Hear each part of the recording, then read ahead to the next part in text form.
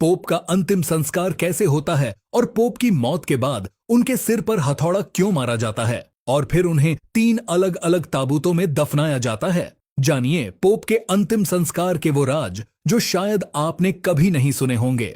Number 1, pope की मृत्यु की पुष्टि कैसे होती है। पोप की मृत्यु के बाद वेटिकन में सबसे पहले एक व्यक्ति को बुलाया जाता है जिसे कहते हैं कैमरलेंगो। उसका काम सिर्फ मृत्यु की घोषणा करना नहीं होता बल्कि एक बहुत पुरानी परंपरा निभाना होता है। वो पोप का असली नाम 3 बार पुकारता है। अगर कोई जवाब नहीं आता तो वो चांदी के हथौड़े से पोप के सिर पर 3 बार टक टक करता है। ये देखकर पुष्टि होती है कि पोप अब नहीं रहे।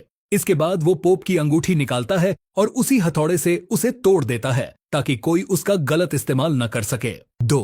सोलम्न नोनेस, 9 दिन की अंतिम श्रद्धांजलि। पोप की मृत्यु के बाद वेटिकन सिटी 9 दिनों तक शोक में रहती है। हर दिन पोप की आत्मा की शांति के लिए खास प्रार्थना की जाती है जिसे कहा जाता है नोवेम डायलेस। ये सिर्फ धार्मिक प्रक्रिया नहीं बल्कि पूरी दुनिया में फैले करोड़ों कैथोलिकों की श्रद्धांजलि होती है। सेंट पीटर बेसिलिका में हजारों लोग इकट्ठा होते हैं, मोमबत्तियां जलती हैं, घंटियां बजती हैं और हर दिन एक नया चर्च में प्रार्थना होता है। नंबर 3, शरीर को अंतिम दर्शन के लिए रखा जाता है। पोप को विशेष पोशाक पहनाई जाती है, सफेद वस्त्र, सिर पर मित्र और हाथ में दी जाती है रोजरी। उनका शरीर सेंट पीटर बेसिलिका में रखा जाता है जहां लाखों लोग कतारों में लगकर उन्हें अंतिम बार श्रद्धांजलि देते हैं। ये एक ऐसा दृश्य होता है जहां श्रद्धा, चुप्पी और आंसू एक साथ दिखाई देते हैं। नंबर 4, 3 ताबूतों में दफनाने की परंपरा। पोप को सिर्फ एक ताबूत में नहीं बल्कि 3 ताबूतों में दफनाया जाता है। पहला सादा लकड़ी साइप्रस का, दूसरा सीसे लीड का जो पूरी तरह सील किया जाता है,